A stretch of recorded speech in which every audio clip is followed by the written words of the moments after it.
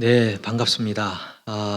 제가 평소에 참 좋아하는 목사님, 최한 목사님 심호하시는 교회에서 정직이 헌신 예배 통해서 여러분들 만나 뵙게 되어서 너무 영광스럽고 기쁩니다. 예, 반갑습니다. 제가 우리 부목사님 한 분이 가르쳐 준 인사법이 하나 있던데, 예사님이 한번 인사할 때 이렇게 한번 할까요? 힘내십시오. 금방 끝납니다.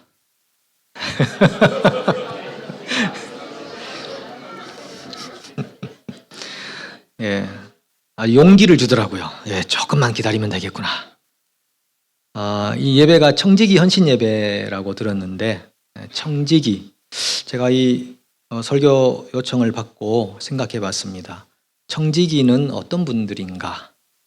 그러면서 이제 영어 사전에 한번 쳐봤더니, 매니저라는 단어하고 스튜어드라는 단어가 나오더라고요. 그러니까 매니저, 그 다음에 승무원들이라는 단어로 나와서 그 말씀을 가지고 좀 묵상을 좀 깊이 해봤는데, 이 말씀을 가지고 우리 헌신 예배 때 나누면 좋겠다라고 생각을 했습니다.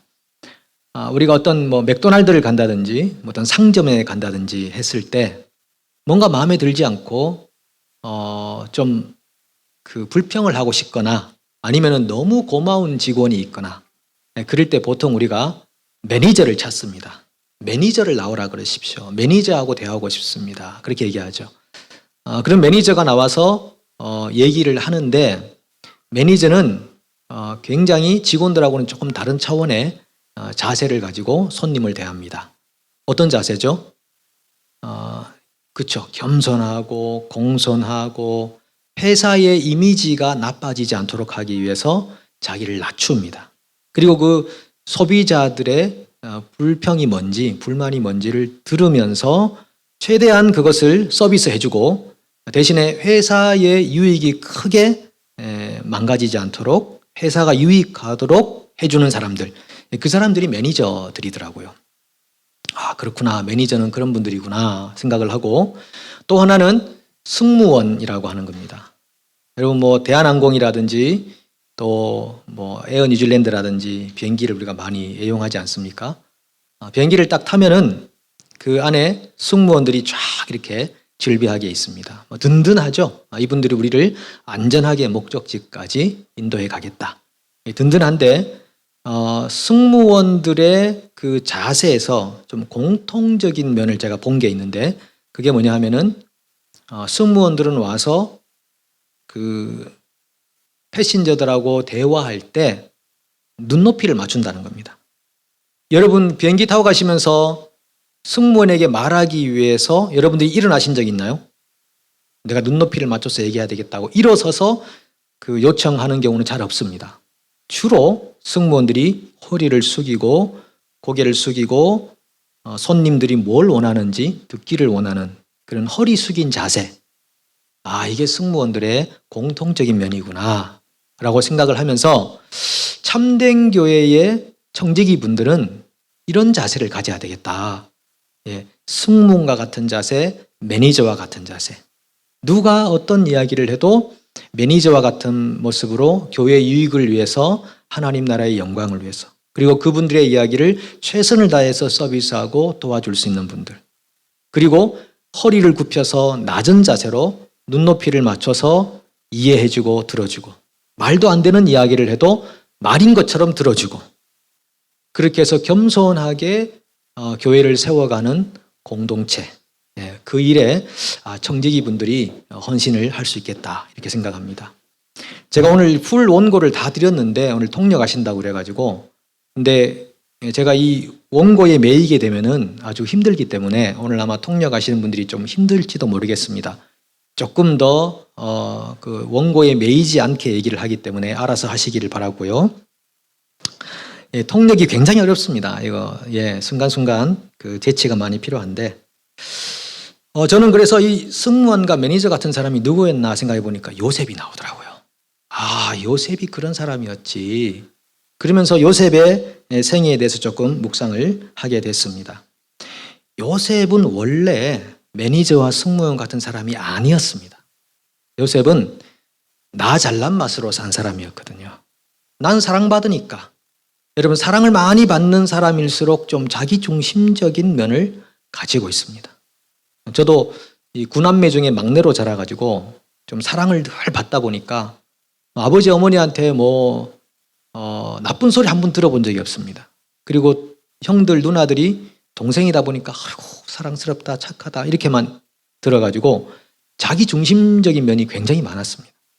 근데 요셉도 그랬던 것 같아요. 그렇게 살았는데 소위 이 비행기로 따진다면은 비즈니스석에 딱 앉아서 나를 섬겨라 하고 하는 그런 자세로 어린 시절을 보낸 것 같습니다. 그런데 그런 모습을 우리는 또 이렇게 좋아하지 않죠. 그러니까 주변에서 형들이 야, 쟤 좀 손 좀 봐줘야 되겠다. 자기만 비즈니스석에 타고 가는 손님인 줄 아냐. 우리도 다 그럴 수 있는데 야, 아빠한테 사랑 좀 받는다고 저렇게 거만할 수 있나 해서 결국은 형들이 단합을 해가지고 팔아버리죠. 원래 죽이려고 그러다가 몇몇 형들이 돌려가지고 미디안 상인에게 팔아버렸습니다. 지금 찾아보니까 이집트에서 가나안 땅까지 가는 그 길이가 지금 가도 걸어가면 3개월 좋게 걸린답니다. 그 당시는 더 걸렸지 않았을까요? 미니멈 3개월 이상 동안 갑자기 사랑받는 아들에서 종으로 전락이 돼가지고 팔려가고 있는 요셉을 생각해 보십시오. 팔려가고 있습니다. 누구 하나 자기를 사랑해주는 사람이 없습니다. 3개월 뒤에 도착해 보니까 종이 되어 있습니다. 그 3개월간은 요셉을 고치는 수정의 기간이었습니다. 요셉의 생각을 바꾸고 요셉을 준비시키는 하나님의 준비의 기간이었습니다. 여러분, 우리가 교회에 와서 사실은 대우받고 싶잖아요. 교회 와서 서비스 받고 싶잖아요. 그런데 청지기가 되면은 늘 봉사해야 됩니다. 내가 왜 이렇게 다른 사람들을 도와주는 입장에만 서야 되는가? 왜 나는 다른 극장이나 아니면은 바깥에 재밌는 곳을 가면은 돈을 내고 나면은 굉장히 서비스를 잘 받는데 교회는 헌금도 해야 되고 서비스도 해야 되고 섬겨야 되고 야, 이거 수지가 안 맞는다. 그럴 수 있는 곳이지만은 내가 섬김의 자리에 딱 갔을 때 그때서야 깨닫는 것입니다. 하나님이 나를 이 청지기의 자리에, 승무원의 자리에, 매니저의 자리에 나를 이끌어 오셨구나. 하나님이 이렇게 하셨구나. 그리고 누군가 나에게 섬김을 요구합니다. 당신은 청직이지 않습니까? 당신은 재직이지 않습니까? 라고 섬김을 요구할 때 그때가 중요합니다. 왜 나만 당신을 섬겨야 됩니까? 라는 자세가 아니라 그렇구나. 하나님이 지금 나를 종으로 다시 낮추셨구나. 부르셨구나. 그렇지. 내가 매니저고 승무원이지. 그런 인식과 자각을 하는 것이 굉장히 중요하고 기본적인 자세일 수 있습니다. 지난 월요일, 화요일에 우리 그 신학교에서 우리 한국어 과정 신학교가 있는데 거기서 개강 캠프를 했었습니다.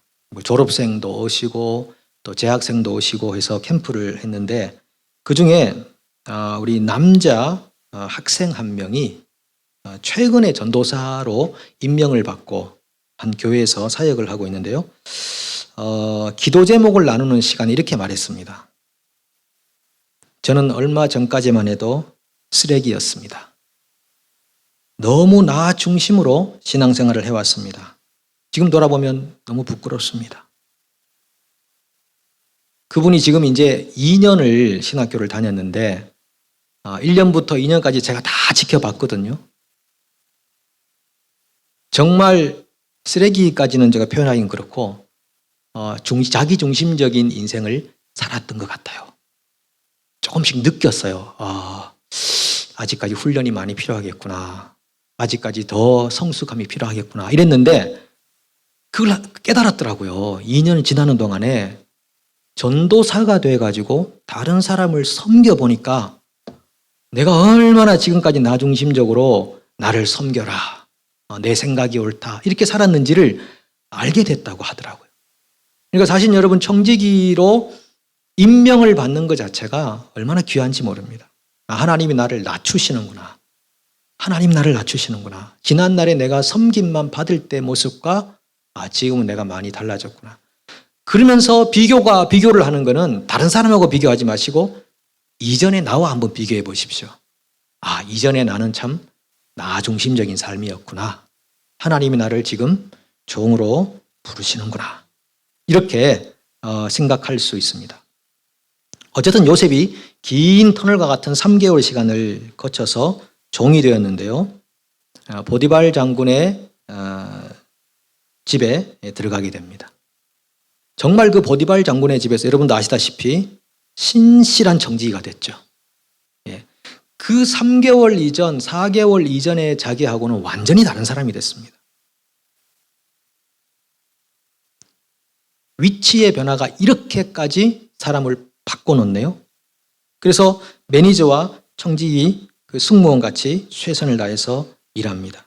주인 보디발 장군의 유익을 위해서, 그 보디발 장군의 이미지를 위해서 최선을 다하고 지혜롭게 행하고, 또 많은 그 집을 찾아오는 사람들에게 눈높이를 맞추면서 허리를 굽혀서 일을 했습니다. 교회에서 직분을 받고 섬기면 성도님들이 그런 요구를 많이 하잖아요. 당신은 직분자니까, 청직이니까 나를 섬겨달라. 그럴 때 말씀드린 대로 요셉은 최선을 다해서 그분들을 섬기기 시작했습니다. 그런데 이렇게 익숙해졌을 때 심각한 사건 하나가 발생하죠. 소위 강간미수라고 하는 꼬리표를 달고 감옥에 갇히게 됩니다. 매니저와 승무원이 되어서 섬길 때 다 인정받는 것 아닙니다. 다 인정받지 못합니다. 때로는 핀잔을 듣습니다. 때로는 상처를 받습니다. 때로는 욕을 먹습니다. 잘한다고 했는데 때로는 욕을 먹습니다. 그럴 때 우리에게 이런 감정이 들죠. 내가 이런 대우 받으려고 참된 교회에 와서 청지기하고 섬김이 하나? 내가 최선을 다해 섬겼는데 돌아오는 거라고는 핀잔밖에 없다. 욕밖에 없다. 불평밖에 없다라고 할 때 상실감이 생기고 자괴감이 생기는 것이 당연합니다. 이런 감정이 들면 모든 걸 포기해버리고 싶은 마음이 드는 거죠.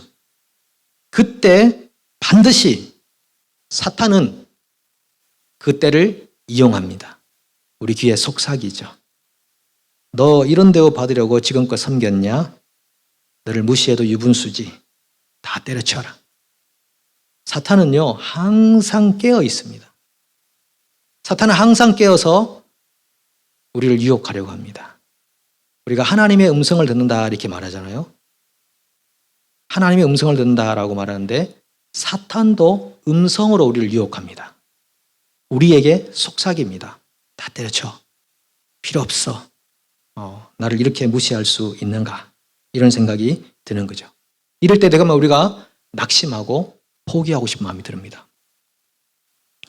작년에 우리 교회에서 그 전도 행사를 했었는데, 전도 행사 하는데 이게 전도할 때는 항상 마귀가 더 열심히 일합니다.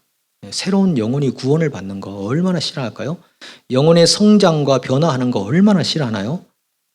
그래서 조마조마 정말 노심초사 이렇게 하면서 기도하면서 진행하는데 우리가 5주간 하는데 한 3주쯤 되었나요? 딱 되니까 사탄이 딱 역사하더라고요. 우리 책임 맡아서 일하시는 집사님 한 분이 우리 단톡방에서 탁 나가면서 나는 더 이상 못하겠습니다. 누가 대신 하시죠? 하고 나가버렸었어요. 그래서 제가 느꼈죠. 이 사탄이 지금 공격하는구나. 그래서 제가 우리 장로님하고 말씀 나눌 때 장로님 괜찮을 겁니다. 저분이 평소에 기도 많이 하는 분이니까 아마 괜찮을 겁니다. 돌아올 겁니다. 그리고 그분을 위해서 기도만 하고 있었죠. 그랬더니 정말 한 3, 4일 정도 지나서 그분이 다시 돌아오시더라고요. 제가 잘못했습니다. 사탄이 여러분 하나님의 나라의 가치관을 가지고 일하려고 할 때 반드시 음성으로 유혹합니다. 너 그런 대우받고 일할 수 있니? 그렇게 널 무시하는데 너 거치지도 않고 막 일이 진행되는데 네가 책임자잖아. 이렇게 막 참소를 하니까 이분이 마음이 확 상해가지고 난 안 하겠다 이렇게 됐는데 평소에 기도했던 또 이 가락이 있는 분이거든요. 그러니까 하나님이 그 마음을 딱 터치해 주시더라고요. 그래서 돌아와서 정말 아름답게 끝냈는데, 제가 그 집사님이 시험 받을 때 어떤 마음이 있었냐면은, 넥스트는 나다. 분명히 나를 공격할 거다. 분명히 나를 치고 들어올 거다. 딱 이상한 느낌이 들더라고요. 그랬는데 아니나 다를까 한 일주일 지났는데 저를 확 치더라고요. 음성으로 쳤습니다. 상실감을 가지고 다 필요 없어. 못하겠어. 의미가 없어. 이런 제 개인적인 약한 부분을 가지고 와서 확 저를 치더라고요. 그래서 제가 알면서 당한 겁니다. 알면서. 제가 모르고 당했다면 일어서는데 굉장히 시간이 걸렸을 것 같습니다. 근데 알면서 분명히 나를 칠 거야 했는데 딱 제 생각 속에 그런 생각을 집어넣어 가지고 하루는 제가 그 시험이 든 상태에서 한 3일 정도 뒤에 새벽에 자다가 중간에 깨가지고 막 기도를 하기 시작했습니다. 샤우팅을 하면서 기도를 하기 시작했죠. 더러운 마귀는 떠나갈지어다. 나를 어둡게 하고 부정적으로 만들고 의미 없게 만드는 모든 영은 떠나갈지어다. 막 기도하니까 제 옆에 자던 아내가 시끄럽다고 저 다른 방으로 이렇게 가시더라고요. 아마 거기서 기도했을 겁니다. 중보기도 했을 겁니다. 예. 제가 막 선포하면서 들어온 영은 떠나갈지어다. 그리고 잤어요. 아침에 일어났는데, 여러분, 감정의 변화라는 건 하나님이 주셔야 되는 것 같아요. 뭔가 희망적이고 뭔가 될 것 같고 삶의 의미가 다시 채워지고 용기가 생기면서, 그래, 하나님 뭔가 일을 내실 것 같다. 이런 막 기대감에 차게 만드는. 그러니까 우리가 매니저로 승무원으로 교회를 봉사하고 섬기고 헌신할 때 반드시 사탄은 우리를 유혹할 것이고 반드시 하나님은 우리를 돕는다는 것을 인식해야 됩니다. 하나님이 우리를 유혹에서 건져내시고 시험에서 이겨내게 하시고 좌절감, 상처된 마음, 나빠진 감정으로부터 우리를 건져내실 줄로 믿습니다. 하나님이 하신 일이거든요. 왜? 하나님께서 아들의 핏값을 주고 사신 교회니까.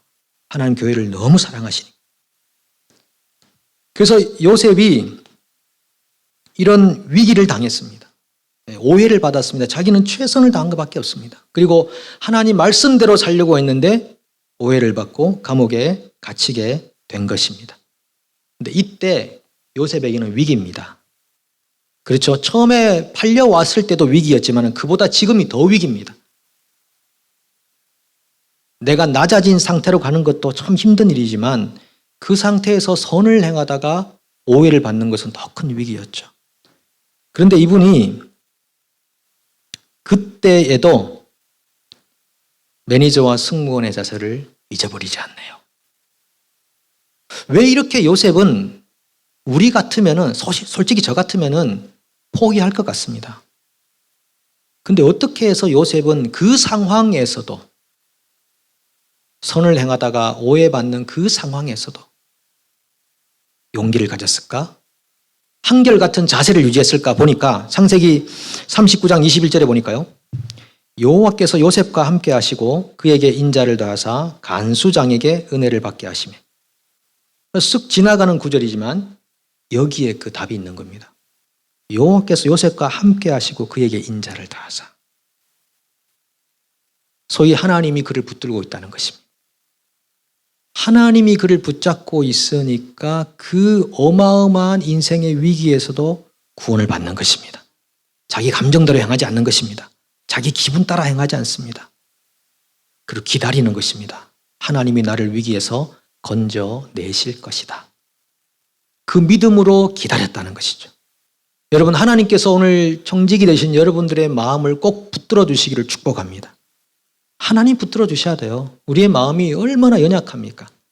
작은 것에 우리 마음이 상하거든요. 그리고 내가 언제 믿는 사람인가 할 정도로 안 믿는 사람처럼 돌변하기도 하거든요. 근데 하나님이 딱 붙잡아 주시면은 요셉과 같이 한결같이 어떤 상황에서도 매니저와 승무원 같은 자세를 유지할 수 있을 줄로 믿습니다. 그런데요, 오늘 읽었던 창세기 50장을 보면은, 저는 성경을 많이 읽었지만은 이 부분은 좀 건너뛴 것 같아요. 여기 보시면은 지금 요셉이 아버지 야곱의 장례식에 가는 장면이거든요. 근데 장례식에 누가 참석했는가 보니까 놀랍더라고요. 여기 보면 여러분들은 캐치했는지 모르겠습니다만은 여기 보니까 7절에 보니까 바로의 모든 신하와 바로 궁의 원로들과 애굽 땅의 원로들과 요셉의 온 집 그리고 형제들이 참석했다. 바로의 모든 신하들이 갔대요. 바로의 모든 원로들이 다 따라갔대요. 그리고 그 지역에 있는 모든 궁의 원로가 다 따라갔대. 가족들이야 물론 당연히 가는 거지만, 아니 요셉은 여러분 이민자 아닙니까? 이민자가 와서 자기 나라의 총리로 있는데, 아니 얼마나 대단했기에 그 사람의 아버지가 돌아가셨는데, 그 사람이 죽은 것도 아니고 아버지가 돌아가셨는데 바로의 모든 신하가 갔다는 거 아닙니까? 바로만 남겨놓고 신하들이 다 따라갔다. 왜 그렇습니까? 그만큼 요셉이 신실했다는 겁니다. 보증수표. 야, 저 사람은 하나님의 신에 감동된 사람이다. 저 사람이 우리나라를 살렸다. 저 사람이 이집트를 부강하게 만들었다. 이 주변 나라들을 곡식으로 섬길 수 있는 정말 강대 국가로 저 사람이 만들었다. 저 사람이 믿고 있는 그 하나님이 대단하시다. 그런 인정을 받기 때문에 바로 궁의 모든 신하들이 다 아버지의 죽음을 애도하기 위해서 갔다는 겁니다. 7일간 이미 이집트에서 수십 일 동안 곡을 했습니다. 곡을 한 다음에 그 가나안 땅에 가서도 7일 동안 애통을 했는데 그 가나안 사람들이 별명을 붙여준 거죠. 아벨 미스라임이다. 미스라임은 이집트란 뜻입니다. 아벨, 애통이다. 큰 고통이다. 이집트의 큰 고통이다. 아니 이집트에서 웬 사람들이 저렇게 높은 관직에 있는 사람들이 다 여기 가나안 땅까지 와서 이 먼 거리를, 얼마나 경제적인 지출이 심합니까? 이 먼 거리를 와서 저렇게 슬퍼할까? 이집트의 슬픔이다. 그래서 아벨 미스라임이라고 별명을 지어줬어. 오늘 우리 청지기 헌신 예배 드리는 우리 청지기 분들의 삶에도 이 아벨 미스라임과 같은 사회로부터의 인정과 존중과 칭찬의 있기를 축복합니다. 여러분 이 자세는 교회에서만 필요한 자세가 아닙니다. 여러분의 직장에서, 여러분 살고 있는 어떤 모임에서도 이런 자세는 반드시 필요한 것이죠. 그럴 때에 청지기들은 바깥에서도 인정을 받아야 돼요. 그죠? 교회 내에서와 바깥의 삶이 다르다. 문제가 많은 거죠. 그러면 교회 이미지 자체도 함께 나빠지는 것이기 때문에 직장에서도 여러분 아벨 미스라임의 은혜, 교회에서도 아벨 미스라임의 은혜가 있기를 축복합니다.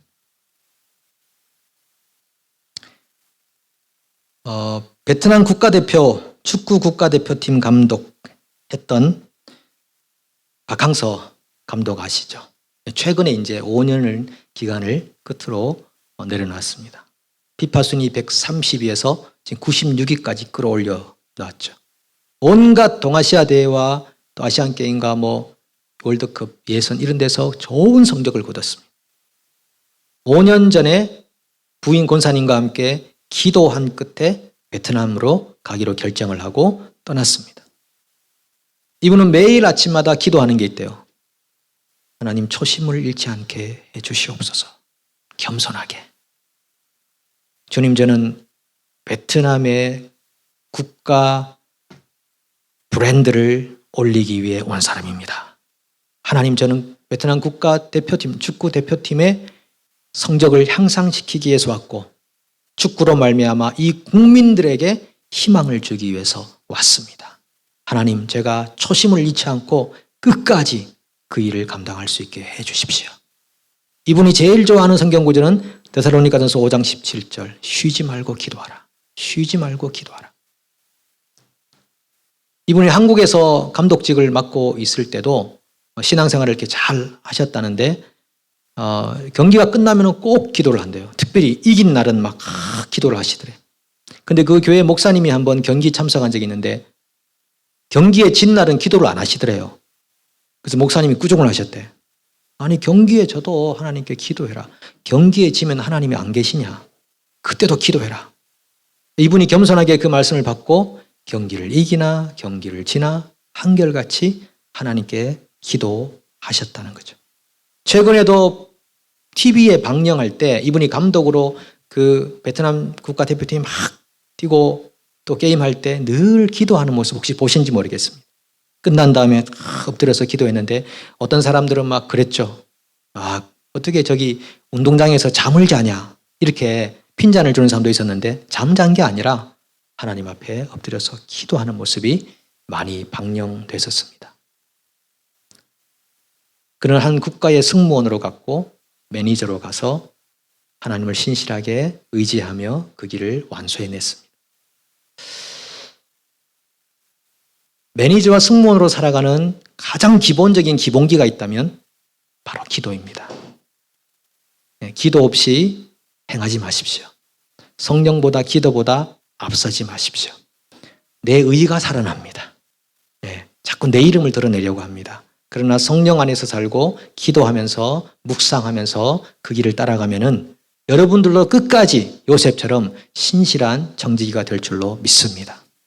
우리 참된교회 오늘 정직이 헌신예배 참석한 모든 정직이 분들을 주님의 이름으로 축복합니다. 끝까지 주께서 여러분들을 신실한 정직이로 세우셔서 아벨 미스라임의 은혜가 있을 때까지 전진하시기를 축복합니다. 하나님 감사합니다. 우리들을 핏값으로 사신 교회에 청직이 되게 하심을 감사합니다. 눈높이를 맞추고 교회의 유익을 위하여 하나님 나라의 영광을 위하여 하나님 썩어지는 하늘의 미랄이 되기를 소망합니다. 그러나 우리는 약합니다. 믿음이 부족합니다. 하나님 도와주십시오. 매일같이 기도보다 성령보다 앞서지 않게 도와주셔서 우리가 주님이 수고했다 착하고 충성된 종아라고 하시는 그날까지 이 길을 잘 감당할 수 있도록 역사해 주시옵소서. 우리 목사님에게 영육간의 강건함을 더하시고 목사님의 좋은 동력자가 되어서 하나님 이 일을 즐거움으로 감당할 수 있도록 인도해 주옵소서. 예수님의 이름으로 축복하며 기도합니다. 아멘.